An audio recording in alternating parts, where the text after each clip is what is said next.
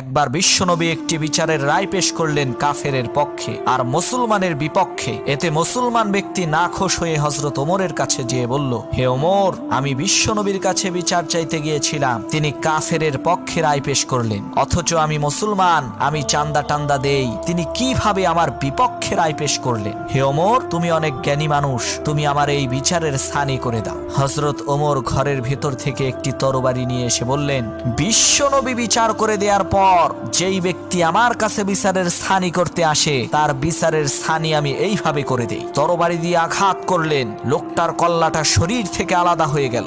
সমগ্র আরবের মধ্যে সংবাদ ছড়িয়ে পড়ল যে হযরত ওমর মুসলমান হত্যা করেছে।